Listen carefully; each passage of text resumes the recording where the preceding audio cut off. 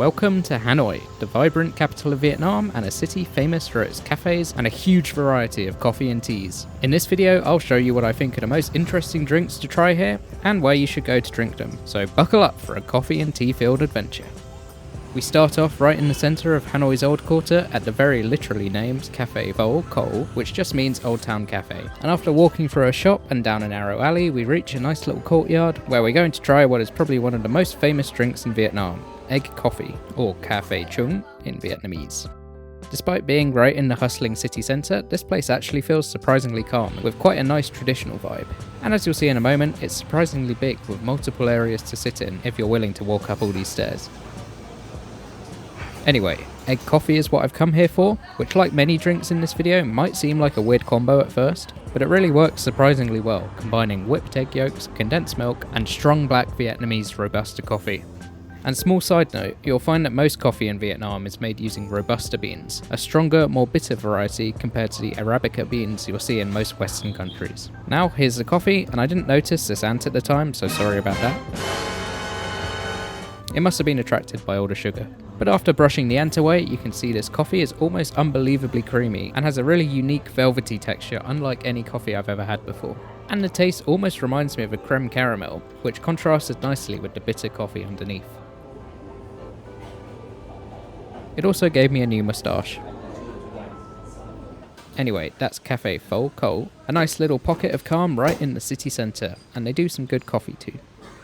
Next up is another weird coffee combo which turned out to be surprisingly amazing, salt coffee. I went to a cafe called Blancha, mainly because I was walking around the Lake Chuc area and got too hot, so desperately needed some aircon, and this was the nearest place. They have a typical Vietnamese coffee shop menu, and I went for the salt coffee, or Café Muối, which is like a usual Vietnamese iced coffee with condensed milk, except they add a salty whipped cream on top.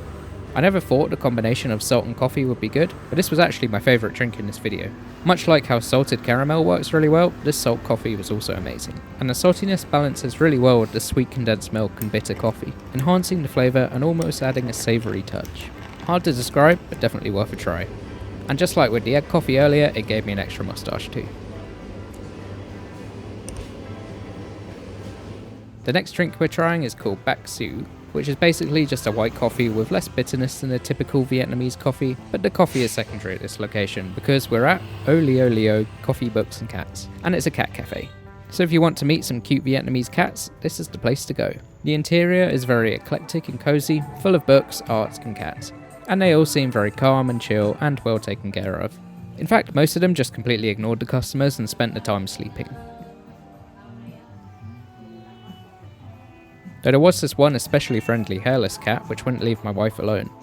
Anyway, this is the Bac Xiu coffee I ordered, and it was decent, but maybe not as good as the previous drinks in this video, and as I said earlier, really you're just coming here for the cats, and the drinks are just an extra. This hairless monster was particularly friendly, pretty much the only cat that didn't ignore us actually. It decided to sleep on my wife's lap for basically the whole visit, and even meowed in protest when we tried to leave and wouldn't let her stand up. So come here if you like hairless cats, I guess.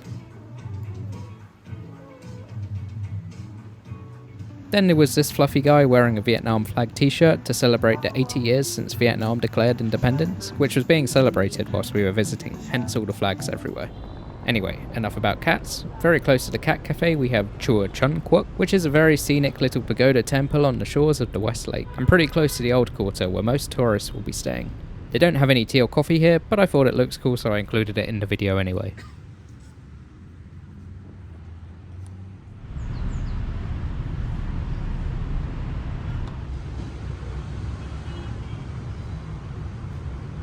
Now we're back in the old town for our fourth drink of the day at Tha Coffee. And this is another place where you need to walk down a back alley to reach and end up in a really nice calm courtyard secluded from the hustle and bustle of the outside world.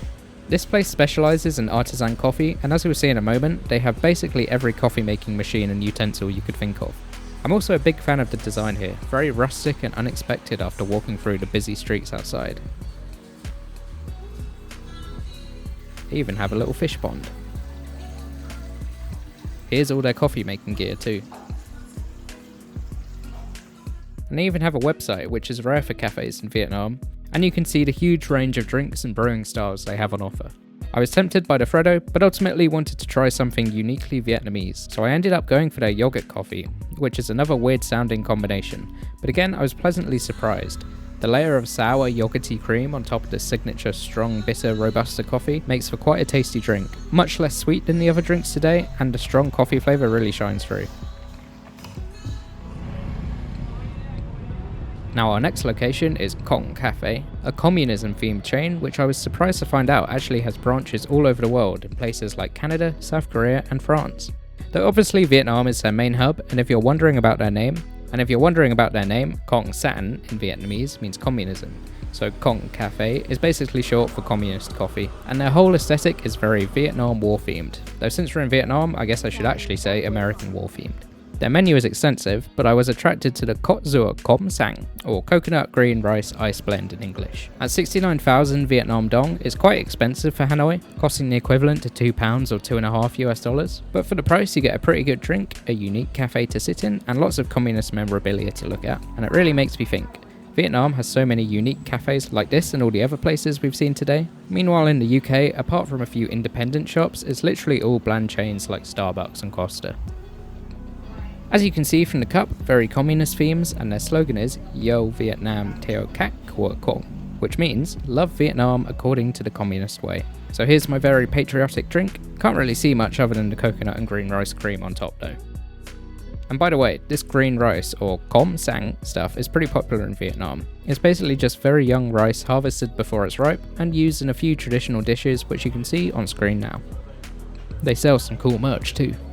For the next one, we just came across a random Chinese cafe called ChaCuiBa, way out in a suburb of Hanoi. We actually came here on a trip to try out the city's new metro, which looks like this by the way, and is currently pretty useless, but in the future will supposedly connect the whole city and even the airport. So that will be cool if it ever happens, but for now, if you visit, you're pretty much limited to ride-hailing apps like Grab, or you could just walk. Anyway, this place was quite cool and we were intrigued by their avocado smoothie, which is a popular drink in Vietnam, and something my wife grew up drinking.